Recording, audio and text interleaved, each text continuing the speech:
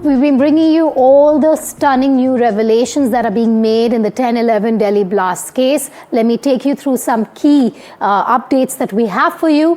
NDTV has now learned that there was a bigger conspiracy at play, and Red Fort was the initial target, but along with that, there were other targets as well. Dr. Umar and his gang of terror doctors plan to execute a 26/11 Mumbai-style attack in the capital, is what we're hearing, and on target was the Constitution Club, and that wasn't the only place. Along with Red Fort, the Gauri Shankar Temple and prominent railway stations and malls were also on their hit list.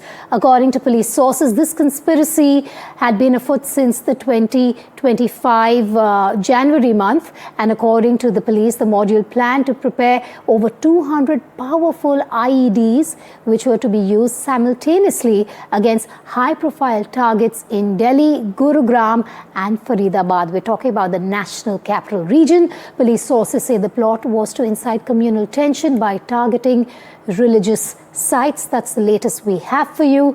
Obviously, we've also brought to you all the twists and turns. The epicenter remains the Al Falah University, as well as the investigations not only in New Delhi, but in Haryana, in Uttar Pradesh, as well as Kashmir.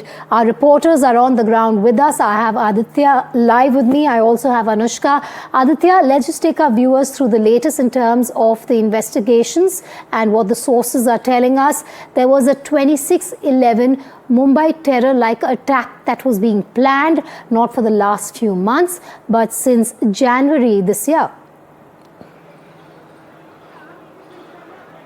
Well, yes, over the last 10 months, this terror conspiracy of the Jaish-e-Mohammed's doctor module was underway. Now, new revelations at NDTV that we are breaking first here clearly indicate that the larger conspiracy included recce of several key locations in Delhi, including the Red Fort, the Gauri Shankar Temple, the Constitution Club, and several other key localities, because the modus operandi of these Jaish-e-Mohammed terrorists was to target a location that was heavily crowded, which could result in heavy casualties. Apart from that, the investigators are also looking at possibly other doctors and other module members who could be still on the run. One of the major epicenters of this entire investigation is the Al Falah University in Faridabad of Haryana, where both Muzammil and Shaheen Shahid, both these doctors were there. And apart from that, these doctors were involved in recruiting other doctors. They were in touch with other module members who could be possibly used to transport ammunition and explosives, including ammonium nitrate and another lethal chemical that has not been named yet. Investigators, both the NIA, the Haryana police, the Delhi police and the J&K police, are trying to now locate how this entire module started, who were their Pakistani handlers, and who were the other radicals who could be involved in indoctrinating these doctors from the Kashmir Valley. And then they were active since the last few years in Delhi NCR. But this entire conspiracy of a terror attack and overall terror conspiracy has been at play since January 2025. Possibly they were also planning to target the Republic Day in January 2026, which is a huge major development and a shocker, because remember, in the last 14 years there hasn't been any kind of a major terror attack that has taken place in Delhi NCR. We are reporting continuously from the epicenter of the bomb blast that took place outside the Red Fort in the national capital. Today there is a scene of complete silence here, because usually there are thousands of tourists that throng this particular location, both because of the iconic Red Fort, but also because of the old city, Chandni Chowk, the major, one of the biggest markets in Asia, which is there. But currently there are no tourists. There's complete silence out here. And apart from that, we also witnessed that the NIA investigators are continuously coming in here.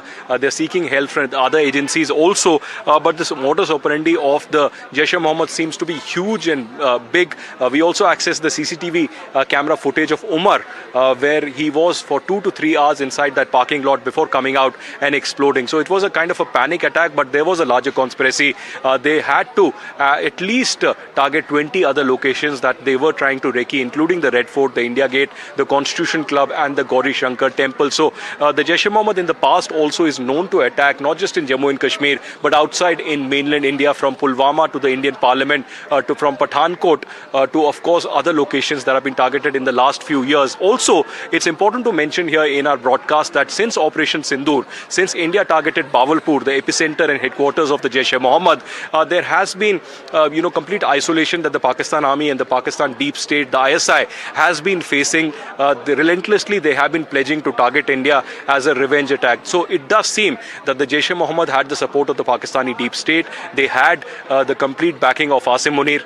And in this particular case, we are in fact witnessing new revelations that are coming in continuously. As I was talking about the new CCTV footage that we have put out for the first time here on NDTV, we clearly have indicated that in this footage, momentarily we can see that particular moment exactly at 6:50 when the blast took place, and we can see a huge fireball exploding in that particular area right behind me at the Netaji Subhash Chowk area of Delhi, right outside the Red Fort. So multiple CCTV footage have also tracked Dr. Umar, who was a key part of this Jaish-e-Mohammed doctor module, in which he was coming from Faridabad using the Badarpur border between Delhi and Haryana, and then going to Connaught Place and Mayur Vihar, finally settling in at the Red Fort. Perhaps he was trying to transport that remaining ammonium nitrate and other chemical that was stationed in the back seat of the car before it really exploded right behind me at the Subhash Chowk. It could have been a much bigger